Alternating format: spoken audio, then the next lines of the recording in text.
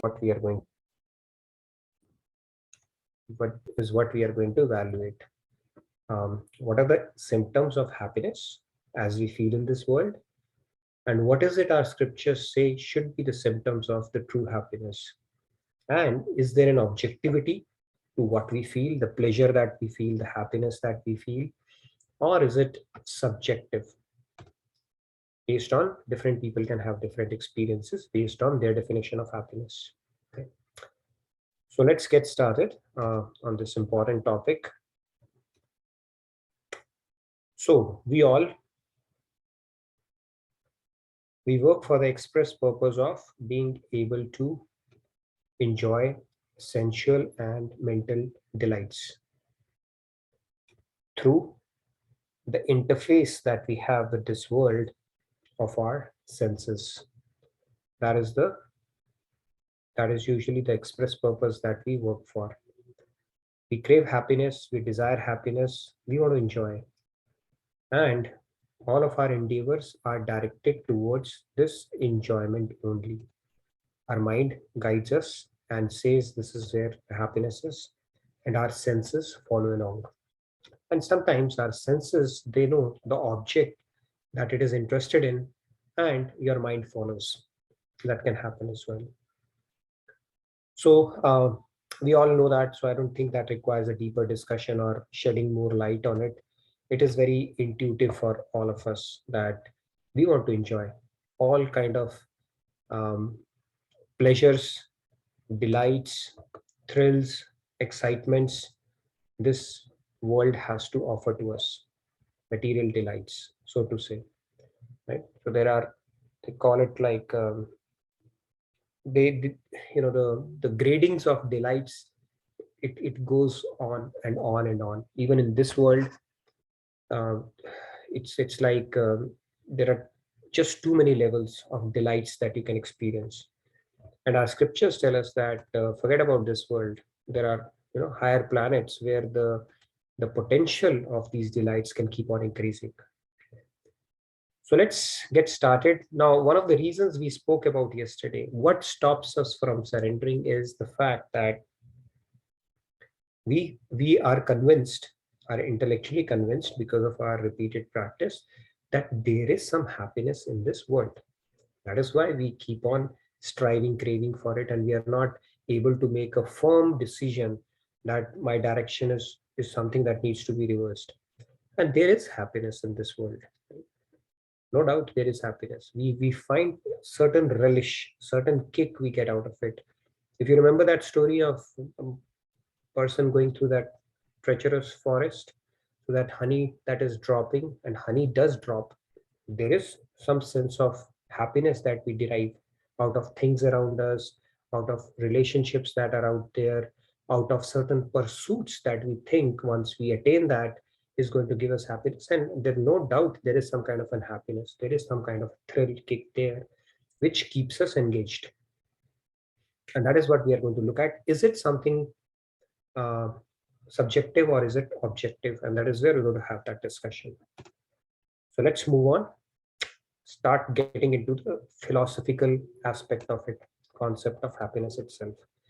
Now let's look at one material object, beautiful car. You see, right? The sports car. A lot of people would crave for it. Um, I used to have cars, not anymore as much as I used to, but yeah, if you look at it, beautiful car. So if somebody owns it, they work towards it.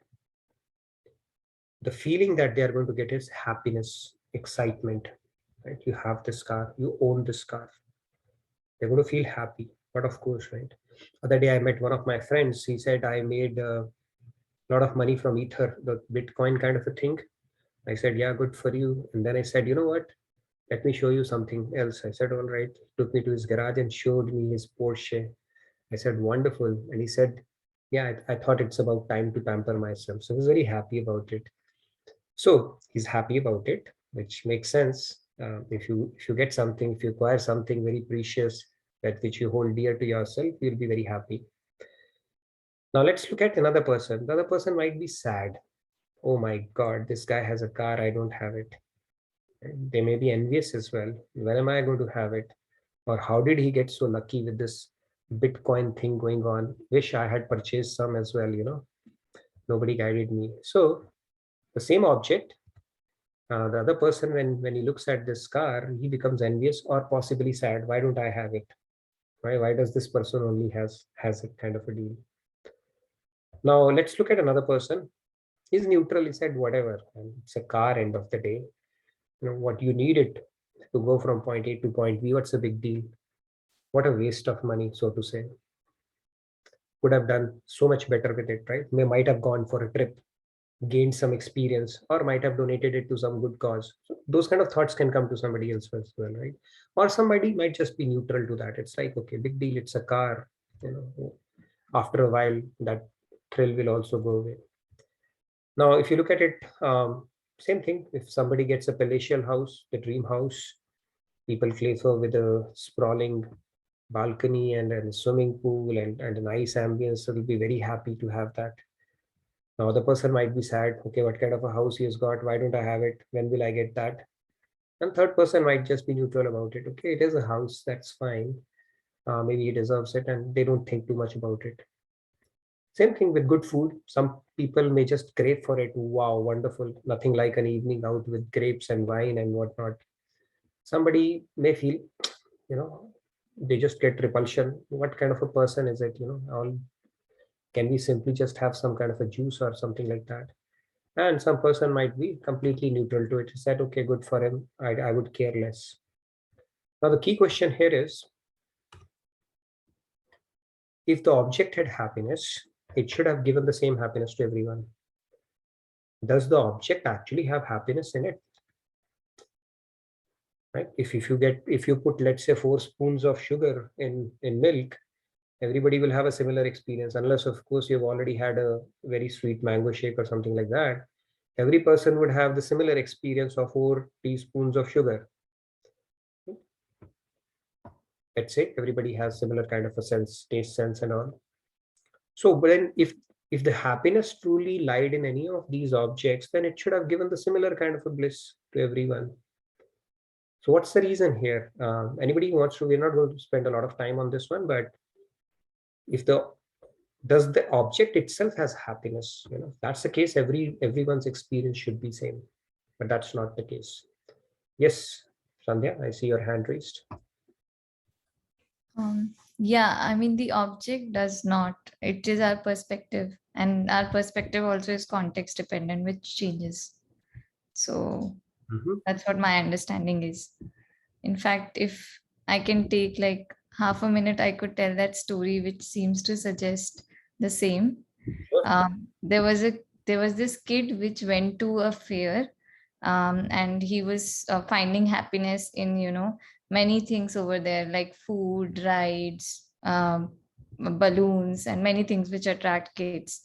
But all this while he was holding the hand of his father. After some time, he lost his father somewhere, or he got lost. And then all the same things were there, but he did not find happiness. He just was crying. So our happiness is very much context dependent. So, yeah. Very true. And he was crying. Yeah, because without father, nothing else would matter at that point, right? And same is the state of our lives as well. We have actually lost our eternal father in our hearts. Not technically is always with us, but because of we have lost that perception, because we become conditioned over time, and that is why that perpetual quest for happiness is continuing, even though that the center of happiness is residing within us itself. Yes, Padmaji, wanted to add something? Padmaji, Radhe Radhe, please go ahead. Radhe Radhe. The place value or the tag that we give to things around us, whether it's person, situation, car, house, everything goes back to our mindset and our beliefs, and either by our own mindset or by comparison mindset, by comparison of the society, by comparison of, if you set your standards in your mind that you always need to have that, not the permanent happiness that we seek, but at least always you're seeking that happiness either by comparison or by society or by standards. What kind of standards or the mindset that you actually set as you're growing up and the belief system that you have, you're going to put a tag to everything. You're going to put a tag to a big TV. You're going to put a tag to a value, a certain value, and including people, that you put a tag to a person or a situation or an emotion. And that, I feel, that drives you to really go after that subject or an object or a situation. But I think when you are able to grow beyond that, or at least willing to grow beyond that, and then striving to grow beyond that, you still manage those things around you as far as it needed, and give a really truly subjective place value to all the different things. We need car to go from place A to place B, but you strive and invest a lot of your time and thinking and processing and desires and thoughts in inner peace. Then you will invest most of that tag value in your inner peace, and that changes your mindset and perception. And you can still live, you continue to live, but you find happiness within your inner peace by taking away the tags from the thing, and then trying to bring it back to your inner self. Wonderful points. Yes, we'll get into the solutioning part of it as well, but great points. Yes. Real quick, Pallaviji, if you want to add. Pallavi ji. Yeah, Radhe Radhe, Pallavi ji. Yes, Radhe Radhe, Nitinji, Radhe Radhe, everyone. Yeah, my quick thing is that everybody, different people attach their minds to different objects, and that is where they think that their happiness lies in. So for me, maybe my happiness lies in having a big car, but for person X, there is no happiness in having that big car. It may be they need good food. So that's what I think. It's really what we hold dear to our heart, right? Is what attach our happiness to, and that can vary from people to people. So let's continue, and we'll build on this discussion. So let's look at it through a beautiful story, just to drive home this point even more. What gives us happiness and what can give us grief? Okay, what is it the function of truly? So we will see it through a beautiful story, like Maharaj Ji explains the concepts with a beautiful story. So gives me an opportunity to present it today. So think about it deeply, and it will put it in perspective. What is the real reason for the happiness or the grief that we get from the worldly objects around us, or the relationships for that matter? So let's get started on this one. It's a very important concept, and hopefully we'll be able to get to the gist of it. So happiness or grief, is it relative or is it absolute, is what we are going to understand through this short story. Now here's a grief meter, here's a happiness meter that will run in parallel, okay, as you would see. Now here's a guy, his name is what should I call him? Vishnu Dutt, okay, let's call some name. Ramesh, let's call him Ramesh. Okay, this guy Ramesh. So what happens one day is, this guy Ramesh is declared dead by the doctor. Okay, doctor says Ramesh is no more. So he had a wife, and the moment he heard this from the doctor, right? So then he had a family as well. So he had a wife, he had a family. Now what happens is, when it is declared that he's died, she faints, immediately faints. I told you, right? The heart has a thermostat. It cannot take a pain beyond a point, and it can happen. I've seen people fainting during exams as well. They just get so nervous that they faint. So apparently the wife, she loved her husband so much that she could not bear the pain, and she fainted immediately. What happens to the kids? The kids, they don't faint. They cry and wail. Okay, and they cry, and the tears that are coming out of their eyes are warm and hot. By the way, tears also have a quality. Okay, maybe you've not observed it. When you are sad, when these are the tears of that emotion of sadness, then they are warm or hot. So that is how it happens. And when you are actually, tears of joy are cold, and tears of sadness are hot. So they started crying and wailing, shedding hot tears. By the way, you get emotions of tears even when you are doing sadhana. When you feel the connect with God, the tears automatically come out of your eyes. However, we got to be careful about those tears, okay? They are not real tears yet, as yet. Until Krishna himself comes in front of you and wipes them off, they are still not real tears, okay? So tears also has quality. Maybe we'll have a session on tears alone. What are the different kind of tears possible? So anyways, so the kids, because they loved their father, they started crying profusely and they started shedding hot tears.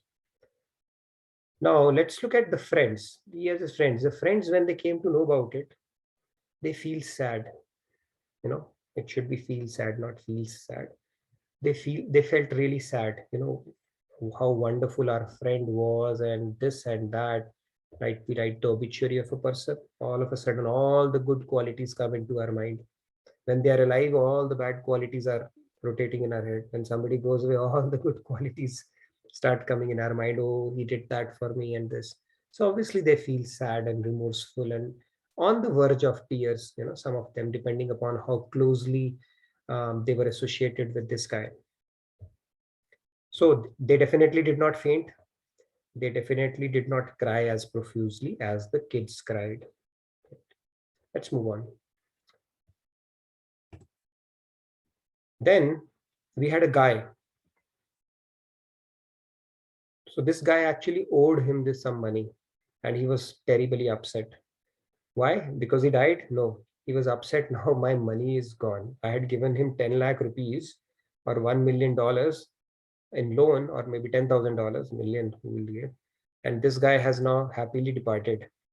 Who's going to give me my money? So he was very upset, but for a different reason. Now there's a guy who is watching TV. He's watching Kaun Banega Karodpati or maybe IPL or something like that. His neighbor is watching the TV, and when he comes to know about this news, he just says, oh, too bad for the guy and family, such a sad news. And he goes back and starts watching his channel again. Then there's another guy. He's actually happy. Now, why is he happy? You can see the grief meter, how it increased. Now happiness meter has started increasing. Why is he happy? Because he actually owed some money to this guy. Now I said, thank God this guy is gone. I'm no longer obliged to give him $10,000 back. So my money is saved. So he's actually happy that this guy has departed. Same thing has happened, different emotions.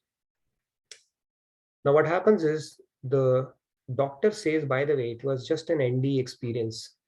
This guy is not died. He's actually alive. So this news breaks out now. Now what happens? The wife faints again because of happiness this time around. Right? We have a thermostat on both sides. So previously she fainted out of sadness. Now she faints out of happiness. She can't bear that happiness. Oh my God, my life, my love is still alive. What happens to the kid? Now they're happy and excited and they start crying again. But this time the tears are cold. The temperature has changed. Okay, I told you the tears have a quality. So the temperature has changed. So they are now shedding tears of happiness. What happened to their friends? Now the happiness meter has started increasing, as you can see. The friends are ecstatic and happy. Wonderful. This guy used to be, he was so happy, all the good things came to him and some of the bad things started coming to their mind as well, by the way, but they were very happy that their friend is alive and doing well. Now the guy who was upset, now he's become happy that, wow, I can recover my money back from this person. Thank God he's alive. And the guy who was happy now has become sad. He said, oh no, I still have to give money back to this guy. I thought I'm spared all this money, but now I have to give it back. And the guy who's watching Kaun Banega Karodpati, he said, oh, good for him and his family. Okay. And he goes back and starts watching the TV again. So the point here is, what was the name of the guy, Ramesh? Was there anything in particular in Ramesh which gave so many different emotions to so many different people? So what is it the function of basically? Is happiness grief? We went through the entire circle of emotions, right? Some people felt happiness, some grief, some started with grief and came to complete thing. Then is it objective or subjective in that case? That is what we spoke about. Anybody who wants to add any more thoughts to it? What's going on here basically with regards to your emotions? What is it a function of truly? Yeah, I would like to call upon anybody who wants to share their view. I had seen some hands raised previously. Go ahead, Ditwai. Can I say something? Can I Yes. say something? Yes. Please. Can that means happiness is not my inner thing. It all depends on my outside world. If somebody is there, something excites me, something is good for me, I'll be happy. If things are not going my way, I'll feel sad. If I get something, I'll be happy. So that means I have no control on my life, on my emotions. That means that's not a way to live, isn't it? True. Very true. That means you have distributed the keys to your happiness to so many external factors for sure. Yeah, world except me. Mhm. So why do we search? So that means daily I get up, I look for happiness around me. If the day is going as per me, I'll be happy. So that means it's a daily affair for my life, for myself. Isn't it any other way out so that I feel happy the way I am? That's the way it is. Or I daily have to get up and look for happiness around me. That's so strange, isn't it? Very true.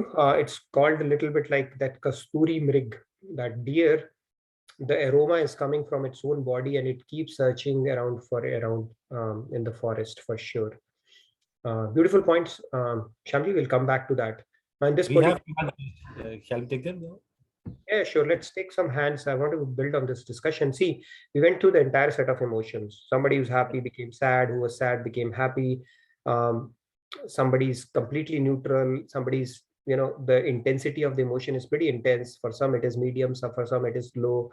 Same person, right? Why is it Yeah. happening? Let's hear and build on this discussion before we get into some deeper concepts around it as well. Priti ji, Radhe Radhe, please go ahead. Radhe Radhe, Preeti ji. Radhe Ji, Radhe. camera is off. We can't see you. Yeah, there. You can see. Radhe Radhe. Radhe Radhe Shamji, Radhe Radhe Nitinji. With regard to this story, different people expect different things from this guy Ramesh.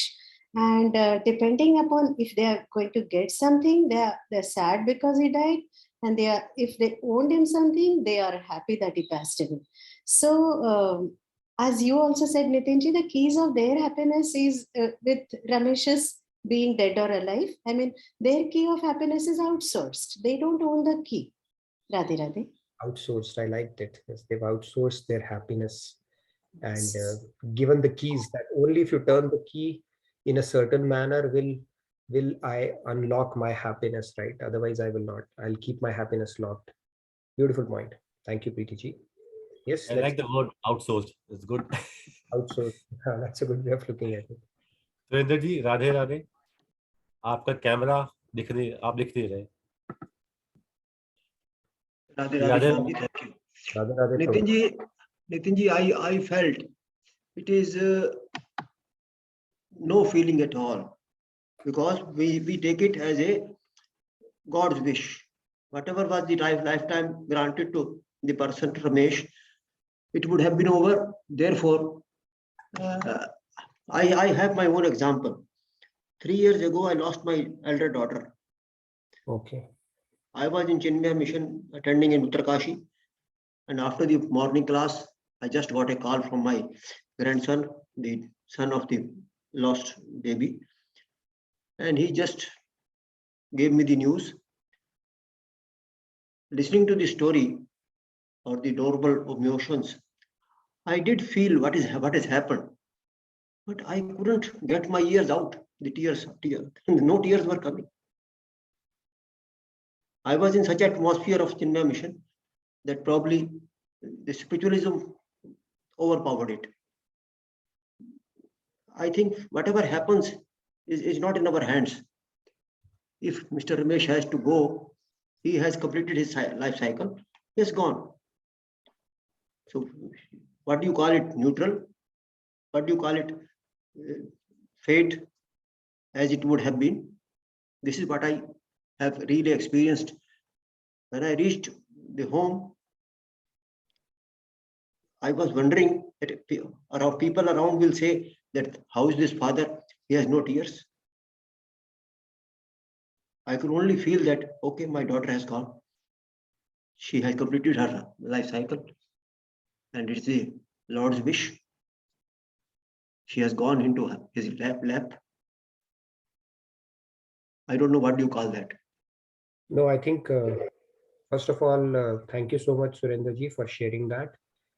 For 99% of the people, this is not how their reaction would be. So being stoical in this kind of a situation is a huge grace. You have taken a huge leap from a spiritual standpoint. If you ask that, you should thank God for that, and it draws more grace and strength from him for sure. I'm telling you, 99% of the people, they will break. Yeah. Okay. And that will take them time to recover. Some might recover sooner, some may recover later. But Yeah. nobody can take it as stoically as you did. And the fact that you are able to acknowledge that emotion, that you were stoical, neutral at that point, and you could actually view it, not as a participant but as an observer, that she completed her term in this life, that speaks volumes about the spiritual resilience or strength that you have acquired. So hats off to that, Surendraji, I would say that. In fact, God tells us, in fact, in 2.11 or 2.19, God is saying, the wise, they do not grieve neither over the living nor over the dead, because they understand this is a journey and we all have to go one day. So if you are able to call upon that wisdom during that time, I think you have really cut a corner from a spiritual standpoint, which is really, really great. And the good thing is, it did not impact you what people are going to think. A lot of time I've seen people, they force tears or emotions upon themselves just to cater to the perception of people around you. Right? If I am being a father, I'm not crying over the demise of my elder daughter. What will people think? And that itself might force you to put on a face of tears, even though you are completely in control from within. But you are able to observe that and sail through that. So really great. I'm short of words to express, how much resilience you have built in. And I really feel, I'm sure it'll give a lot of strength to a lot of people who might have faced something like this directly or indirectly, because death is a part and parcel of life. We have to face tragedies. It will be ups and downs will be there. But the way you simply told it and how you were able to deal with it stoically, uh, with a position of strength, uh, is really commendable. So thank you so much for sharing that, Surendraji. Yes, that's the way to look at it. But if you look at the story that I told, people had emotions based on a certain thing. There was certain element which was in play here. PTJ touched upon it briefly. Let's hear from other participants as well. And thank you again, Surendraji, for sharing that. Sorry to hear that. I think you have taken the right person, and it draws a lot of grace from God. That's what Guru tells us as well. Material reversals, death is the topmost material reverse. Death of somebody near and dear is the topmost material reversal somebody can have. And if you can deal with it peacefully, nothing like it. It's a huge strength you have built in already. So thank you so much for sharing that. Now the tears have come. Okay. Are they cold or are they hot? Neutral. I feel it's neutral. No, thank you so much. It is something special for sure. So thank you for sharing that. Okay, let's hear from a couple of other participants. Lakshmi ji is saying attachment, and Seema ji says it is a function of mind. Happiness or grief are relevant as per the state of the mind. True, very true.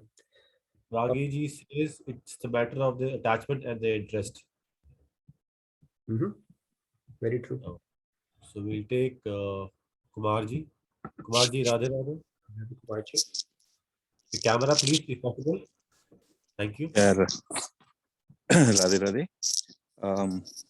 So yeah, a couple of things. One is, of course, to be stoic in front of calamity is something, one has to be spiritually advanced, right? So I can see a couple of situations in which, depends, like, there are my cousins who have passed away. So when one cousin passed away, I was like the person who was watching the TV, right? did not bother me at all. While the other cousin, whom I was more close to, tears came out of my eyes, right? So, and it was really like, I felt really bad. So I think, we can say we are spiritually advanced when we can take all of them in the same way, right? Like basically not too happy or not too sad, right? Not too happy on our positives or not too sad on our negatives. So True. that's what I think. And so basically, like the external happiness, it's all temporary. Like, for example, I had two, let's say I had two rasgullas for lunch and I really enjoyed it. I was very happy. If you give me two rasgullas now, I'm like, no, I don't think so, right?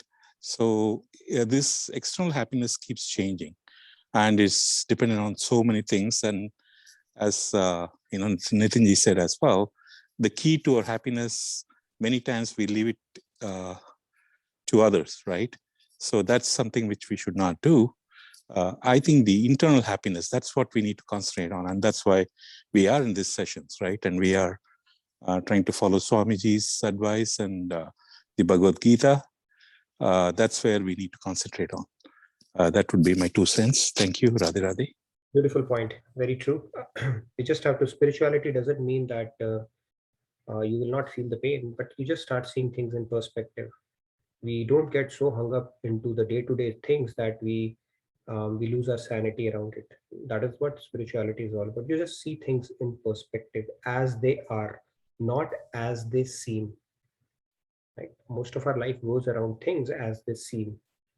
But if you start seeing things as they are, then it brings about that neutrality and that objectivity to this whole thing. All right, let's quickly hear a couple of hands and then we will get into the subsequent slide. It will require some more discussion around this topic. Then what is true happiness that we're talking about? We'll get into that. So let's quickly hear. I can see a couple of other hands. Shyamji, Radhe Radhe. Radhe, Radhe. Just two things that I wanted to add. Like every person over here, there is an attachment to Ramesh and there is an expectation out of Ramesh, right? Whether it's the wife, right? So she was sad, and if I have to look at from her lens, there is whatever that companionship that she was not having, and then your mind immediately goes to that space where so when the person is gone from your life, whether it's physically gone or actually passed away, that whatever that companionship, and then maybe a fear comes into play. So everybody is placed with their own attachments and expectations. And with Surendraji, sorry, for the loss, but to be able to give a closure with grace, I think that's really important. Giving a closure, whether it's material thing or anything that you're going through, and I'm saying this from my experience, not a closure in the moment that you give a closure to the situation externally, but truly giving a closure with peace, with grace, that brings that surrender of you surrender in peace. But if you're trying to fight that surrender and think that you're actually surrendering, but it will come back and it will be detrimental for your own self, as you move along. So you really have to surrender and give a closure. Take your time as much as you need to, but give a graceful closure to situations. Wonderful. Yeah. There cannot be any more graceful than having acceptance and aligning to God's will. That is the most grace we can exercise in any situation, for sure. Wonderful, beautiful point, Padmaji. Hetalji, real quick. Hetalji, I think moving over, Radhe, can you hear me? Yeah. Okay. So I would, I know everybody has said attachment and expectations. I would say everything related to Maya, correct? That's what we learned yesterday. So Maya has make us a dance, which in some cases we feel sorrow, we feel sad, or we feel happy. In this Ramesh case, we see in each circumstances, everybody is playing with the kind of Maya. So somebody has a Maya about money, somebody has a Maya about love, their affections or companion. So as we detach from Maya, And that's the one point we're talking about, that's a surrender, right? So the detachment of Maya, that we feel completely, our state of mind is pure. It's not been deflected by any circumstances or any situations. And in that case, we always remain happy. True. That's it. Thank you. Very true. So let's get into the beautiful point, Hetalji. You brought in the concept of detachment from Maya, right? So let's go the next slide. Let's look at it. What is it a function of? Let's look at the graph of this. Now, happiness or grief that we experience is actually a function of attachment and self-interest. Now, the more attachment, the more self-interest, happiness, grief follows this trajectory. The wife had the most attachment to her husband, the companionship, or however she felt her self-interest is going to get fulfilled. Companionship, seeking companionship is also trying to fulfill your self-interest, because you think you need somebody else to fill in that blank that you have in life, right? And obviously the attachment that you have, the closer the relation, the more attachment it is there, and the higher the happiness and grief as well. This is how this graph is going to unfold. And the second interesting aspect of it is that it's inversely proportional to time as well. For example, if you feel certain grief, it diminishes over time. Right? There's a saying in English that time is a great healer. Now, if you willfully think, I'm not going to get over it, because if I get over it, what will people think? Or if I'll get over it, how can I let go of something which was so dear to me? Or if I let go over it, no, it was a very important relationship, how can I get over it? If we give ourselves these kind of arguments, then we can get stuck there. We are forcing ourselves to get stuck there. But the natural propensity of our soul is bliss, actually. Anusat, Anuchit, Anuanand. It actually seeks happiness. It wants to get back. It wants to do the rebound. It doesn't want it. It's an unnatural state for it to be there in some kind of a misery, sorrow, or grief. It wants to come back to its original state. So time, in due course of time, you will get over it. Interestingly, even the happiness that we feel in this world, that also diminishes over time. You look forward to watching some great movie. You go watch that movie. Wow, what a movie it was. I was waiting for it. You go there second time, a friend comes. Okay, let's go to the theater, watch that movie. You say, okay, yeah, it was good. Third time somebody else comes and say, can you go with me in this movie? Say, all right. Fourth time somebody says, okay, anything but that movie. Same thing happens. You start listening to a song, wonderful flick. After a while, you'd get bored of it. You start enjoying something. Rasgullas, like example Hitalji was giving. After three or fourth, you will say, no, enough of it. You meet somebody after a long time, you hug them tightly. Do you want to keep them? They said, okay, after a while, okay, now that's fine. So the happiness that we get from this world, which actually gives us law of diminishing returns over time. Diminishing returns, it's a law of economics actually, where even the value of money starts depreciating beyond a point, unless of course you beat the inflation somehow. So this law keeps on, it is applied regardless, even in the happiness that we see in this world. Now, how do we get over it? Now, other aspect of this happiness that we see is law of diminishing return. It tapers off over a period of time. Second thing is, it's not ever fresh. It starts becoming stale. You don't get the same kick from the same thing. And the third is, it's finite in extent.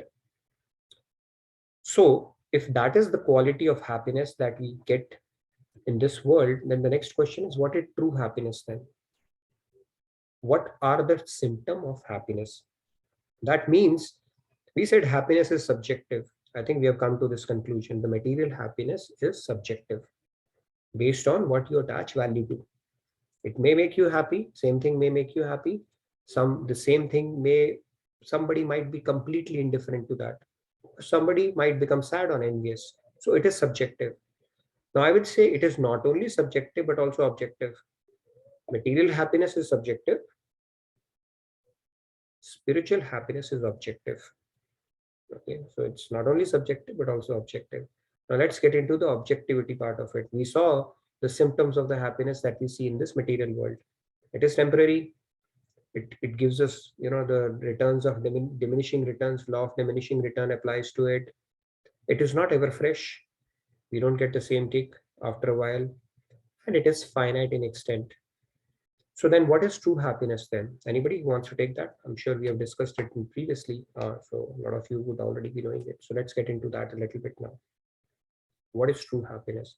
And then we will have a brief discussion on how to get that. Simaji says happiness and grief are inversely proportional because of impermanence. It is ephemeral. Sorry, I didn't get that. Happiness and belief. Grief are inversely proportional because of impermanence. Impermanence. It is ephemeral. Belief. Why belief are ephemeral? If you have a belief that God exists, is it ephemeral? Happiness is grief. Sorry. Oh, grief. Grief. Happiness and grief are inversely proportional. Yes, grief. Impermanence. Impermanence. They are transient in nature, and it is called vicissitudes. Of where you oscillate between these two emotions. Yes, I can see Pallavi as well.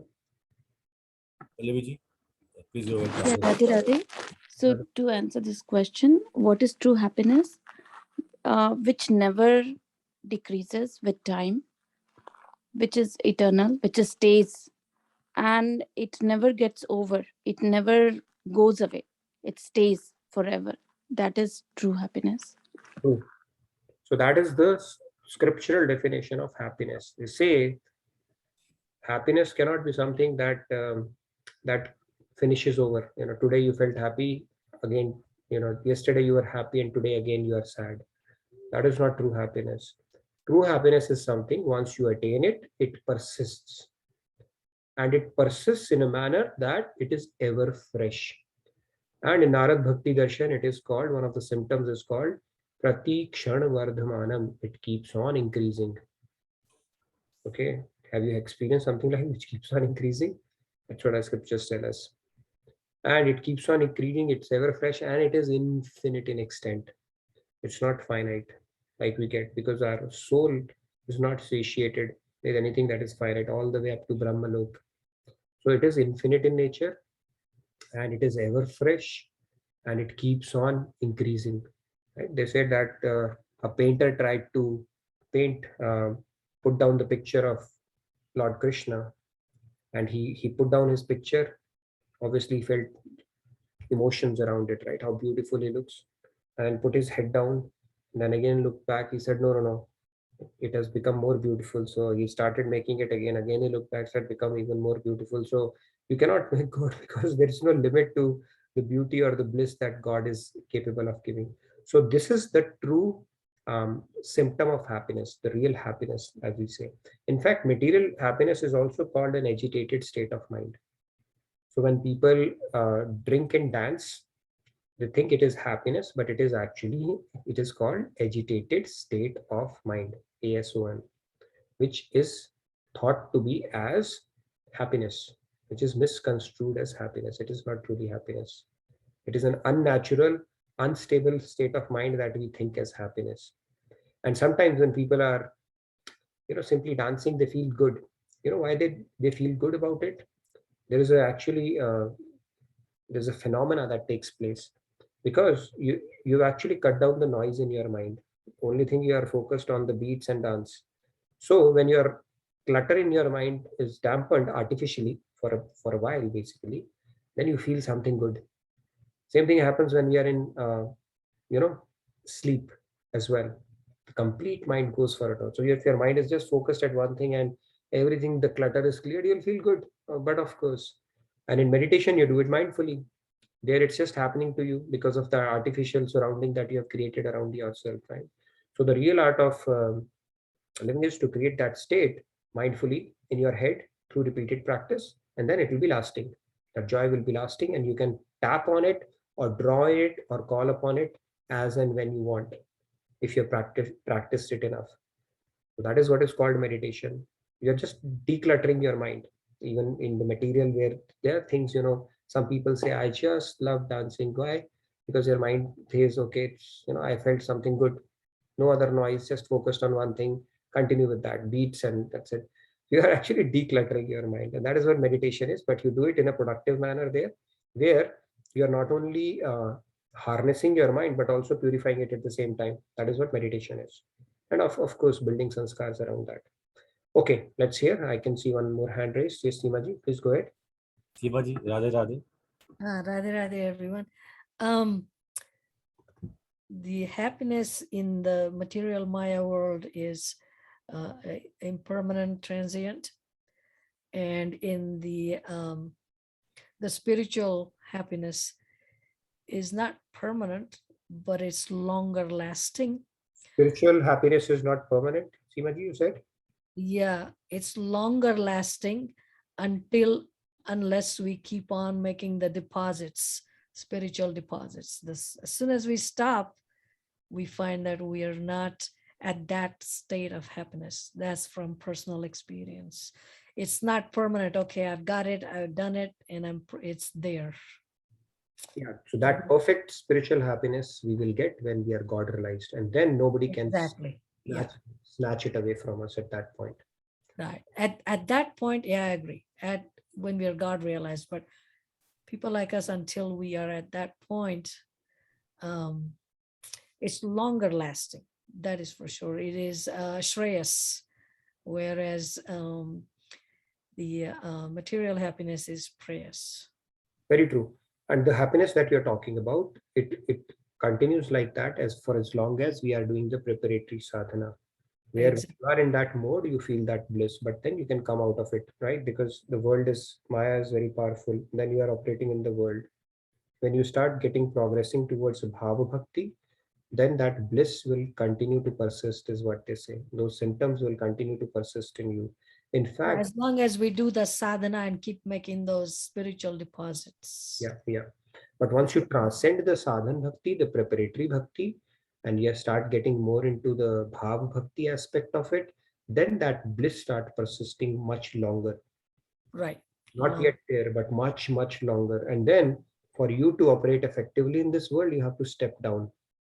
Step down like saints do, just so that you can converse with people and be one among like them. Just to operate. Everyday transactions, you have to step down into the Maya world. That's true. So yes, that's a great point. But yeah, if when we start relishing the bliss of God, especially through some spiritual practices and attaching our mind to things which are uplifting, beneficial for us, then that kind of a joy and bliss and peace that we feel is at a different league altogether, something that we have never ever experienced in the material world. That much proof you can get for sure. Like in Narad Bhakti Darshan say, it will give you the proof in form of something similar to the proof of salt in food. You will get to know it. Is the salt appropriate, or is it more, or is it less? That is how powerful that experience is as you go along. Great. Any other questions or observation or comments on that? We have few chats. Read them. Please. Lakshmiji says, true happiness is something that is internal feeling and do not alter with objects time. Does not alter with object or time. Very true. Yeah. Basically, yeah, you start tapping into your basically taking control of your happiness. It's not that you need somebody to make you happy. That is how we are outwardly directed, right? In this world, senses are outwardly directed, and so we think our happiness is dependent upon X, Y, Z, or factors aligning around us. Scriptures tell us you can actually take control of it. You have the fountain of happiness within you, and you can tap into it through spiritual practices, and then at that time you become Atmaram, Atmarati, and Atmakrida, like God is called Atmaram. He's happy in himself, and he's called Atmarati and Atmakrida. So he doesn't need anybody to compliment or or make him complete or happy for that matter. And we start getting closer to that state. That is another symptom of being spiritually progressing. If you are progressing spiritually, you need less and less people and things and objects to make you happy, basically. All right. Mudiji says, true happiness is Sat Chit Anand. That's the ultimate bliss. That's true. Sat Chit Anand is becoming God-like. So nothing can beat that happiness for sure. If we become God-like, then we are a done deal for sure. Um, and yes, we become God-like only when God bestows His grace upon us. And that's where we are going to discuss tomorrow the remaining two principles of surrender and what do we get when we surrender. What we're going to discuss. We'll talk about God's grace and some of those concepts as well tomorrow. Any other questions, remarks, or we're good on this concept of happiness for today? Please fill out the feedback Just chat. like a tip, please feel free to fill in your comment sessions. And today we only have 4 cameras on it, but I don't know. The cameras going less day by day, so it's okay. Family camp is there from June 24th, 30th. Please register yourself. The early board has extended till 12th of 6th of April, and we also have the Ram Navami in the temple from 1st of April till 10th of April. Please to come in person and have a blissful time. And we have some more. Some more cameras. There you go. Shamji, the moment you said, so many cameras popped up. Wonderful. Thank you so much for the cameras. It is my feels very good because he can interact with you in person. He can connect with you really well. And if you're around Dallas, he would love to meet you. Please, just a request if you can do that. Thank you so much. And Lakshmiji is asking, is family camp also online? I Yes. guess it's online, but Yes. not the entire session, but somewhere when Swamiji has his lectures. Otherwise, it's offline. And depending on time where you are, in Dallas or in India. Yeah. It's going to be online. So you can check it out, more details on the website. And we have our weekly satsang as well. Do avail that opportunity. They are beautiful satsangs. Helps you do some contemplation, roop dhyan on God. So do check it out as well. Yes, couple of hands. Let's take. I can see Pragyadi. Yes, Pragyadi, please go ahead. Pragya ji, Radhe Radhe. Radhe Radhe. Sorry for not having the camera. I'm not so convinced that spiritual happiness is temporary or ephemeral. I'm 0% convinced of it. Because even if we see all of us where we were like before we started our journey and where we are now and what we are seeking every moment it is propelling us a step towards God. Yeah, I know we are not at any level as yet, but if we see the preachers and if I see the ISKCON people also, that bliss on their face, whether they have done Bhagavad Prapti or not, or they are still in their journey, it's, palpable. And this is what impels me, like if someone else has got it, even I can get it. There can be just not any looking back. There cannot be any looking back. I'm sorry, I'm just not convinced of it. Yeah, Nitin can maybe throw more points on it. But जब अंधकार पे प्रकाश पे अंधकार का ये अधिकार कभी नहीं हो सकता. Even if it is a light shimmer in the tunnel, yeah, it can that one light can lead you to the goal. Yeah, that's what I wanted to say. Thank you, Radhe Radhe. Thank you, Pragyadi. Great point. Yeah, the way I understood it was that we are not able to maintain that state forever, right? That doesn't mean the motivation goes away. Once you have tasted or relish spiritual bliss, there's no looking back. There's no U-turn after that. That is one part of it. But are we able to maintain that state always, perpetually? I think that is how I understood. Probably not. For as long as we are in satsang, we feeling that relish and bliss and all those good things. But then there are still moments when you feel low, down, and something might occupy your mind, which might not be in accordance with the spiritual principles. So I think I understood it that way. So spiritual bliss, yes, you can't negate that. You can feel it, and then that itself is so powerful that it will keep you motivated and going. It may start off as a need, but then it will become your greed because it is so powerful, so blissful. You would have never experienced something like that in material life. But can we retain that? Motivated, yeah, we can maintain that motivation throughout, inspiration throughout. But the way I understood was, as long as you are in that state, we are good. But then there are still moments when you may lose, the knowledge may slip, that bliss may slip because you may get sucked into the world and stuff like that. So retaining that permanence is probably happens when we have realized. But until then, the more we can encash on that bliss and maintain it in our heads, the better off we are. I mean, that's at least how I understood. But yes, spiritual bliss itself is nothing like that. We can never experience anything equivalent to that in our spirit material world for sure. Yes, Padmaji, you had anything? We have one question there. Can I take it, please? Mm-hmm. Sure. Shifali ji is asking how to stay in the everlasting state of happiness. How to stay in state of happiness. Yeah, I mean, for that we have to become godlike. That says, I would say, or become a saint. Basically, these are the two people who have attained that perfect bliss. Right? For people like us, we have not attained that perfect bliss. So the only people who can maintain that perfect bliss is either God Himself or God-like saints. They are the only people who are capable of maintaining that bliss because they are already there. For us, as long as we have not maintained it, yes, our proportion would keep on increasing, but once it becomes 100%, once we have realized the God, I think Pragyati may have something more to add, so let's hear it out. Padmaji, Radhe Radhe.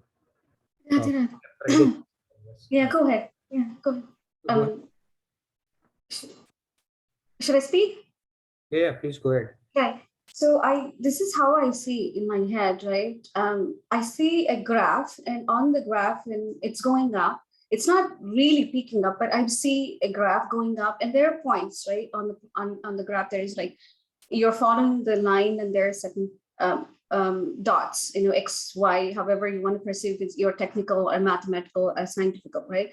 So there are some points, and there, like, you come to those points in spirituality and something happens materialistically, and then you're just completely paused.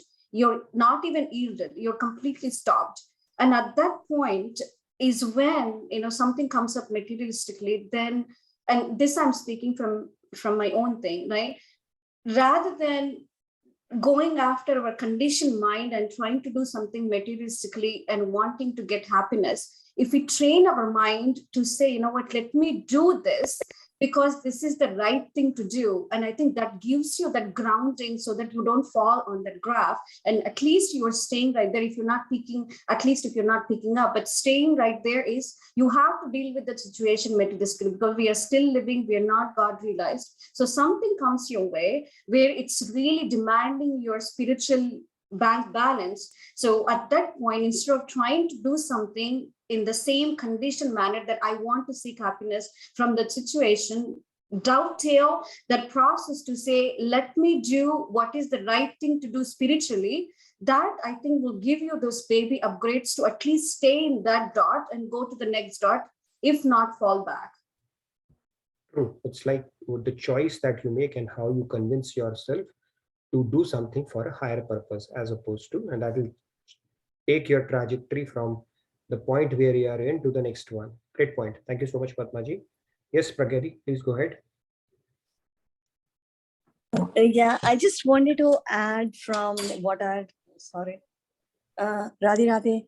I just wanted to add from what I'd heard from Swamiji's lecture, that when there was a saint or a sadhak meditating in Vrindavan, and he was so disappointed, he gave up his meditation.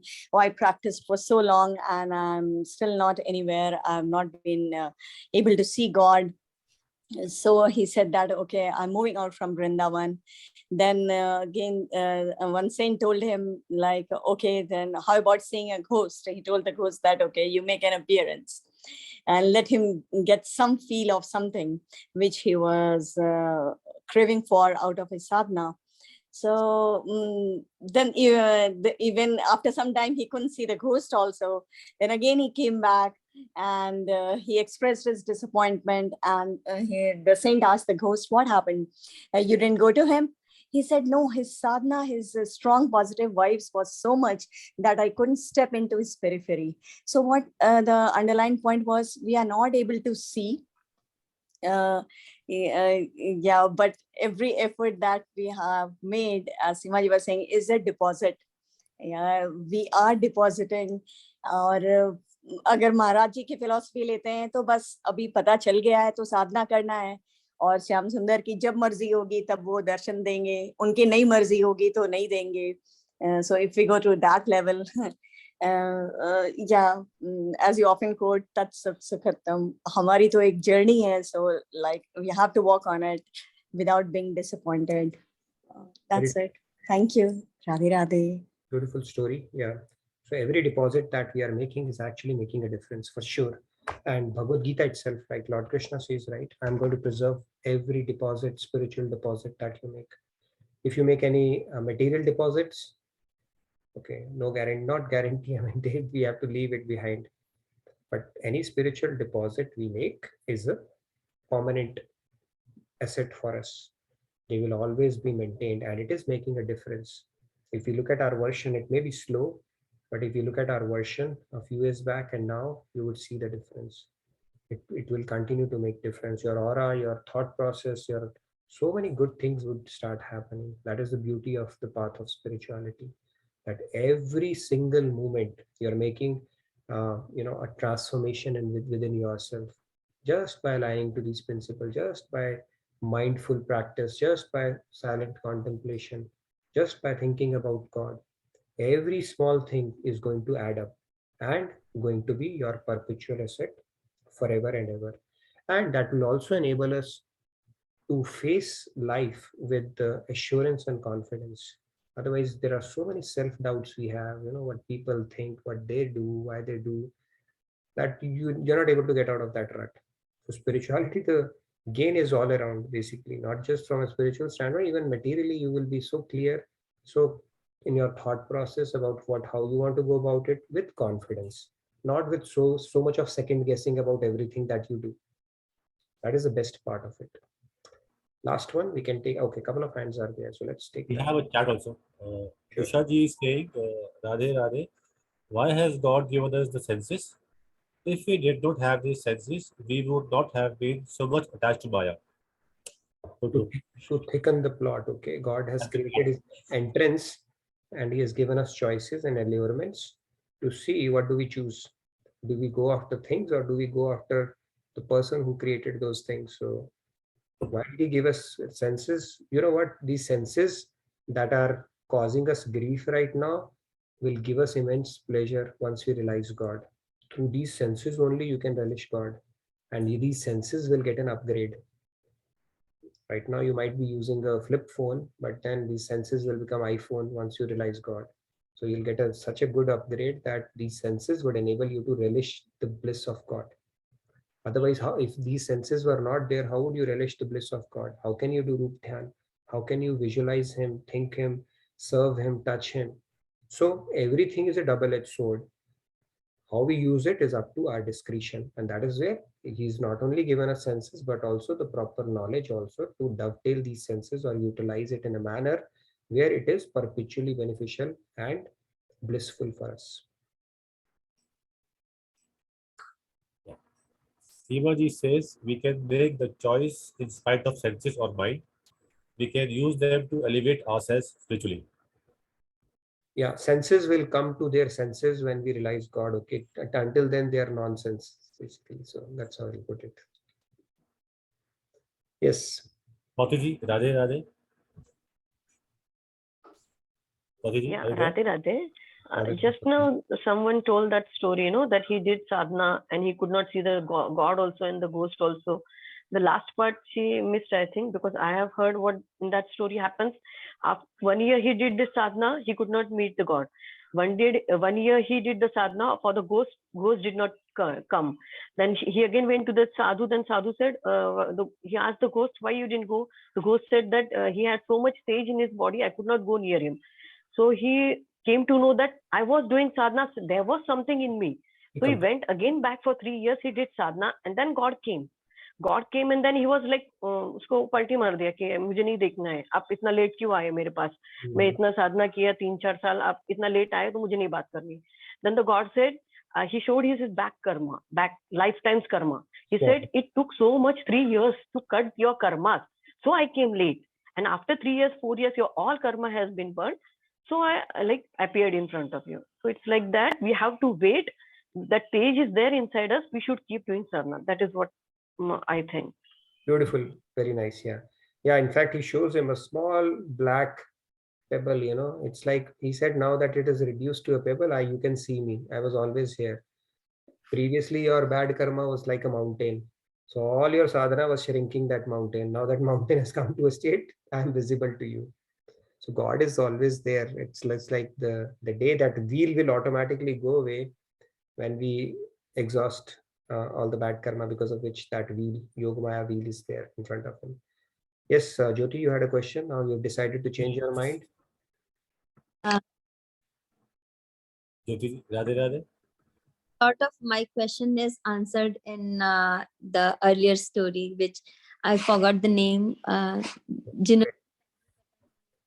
Questions got answered over there. Wonderful, wonderful. Annapurna ji, good to hear you. I heard you came to Dallas, but did not meet me at all. So, but I saw your picture. You took a picture in our temple. So, how are you doing?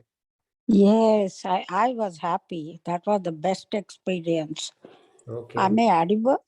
Yes, yes, you're audible. Yes, yeah, I enjoyed it.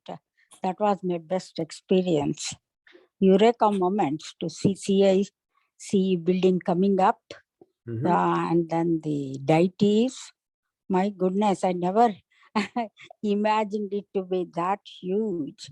I felt so proud of our Swamiji and all the people who have supported that.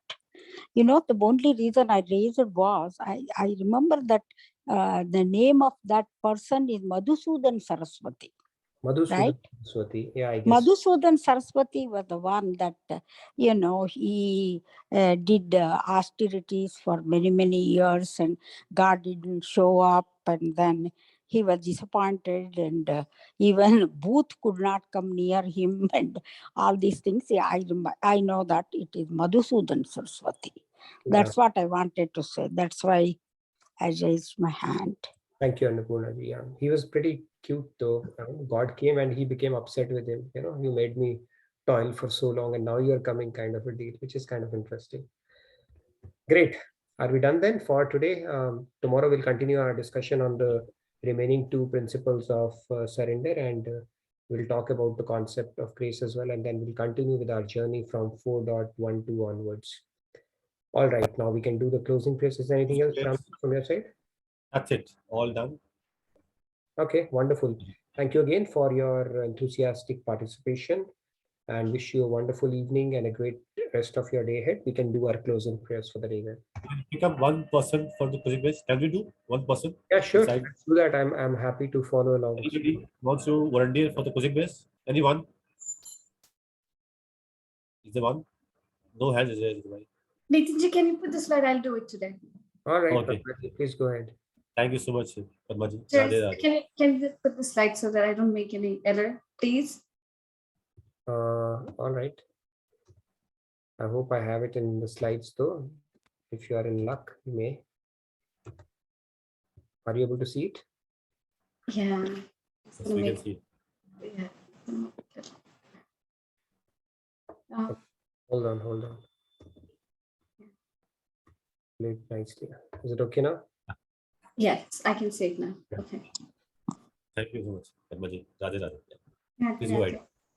Om Sarve Bhavantu Sukhinah Sarve Santu Niramaya Sarve Bhadrani Pashyantu Ma Kuchya Dukha Bhagya Bhavat Om Shanti.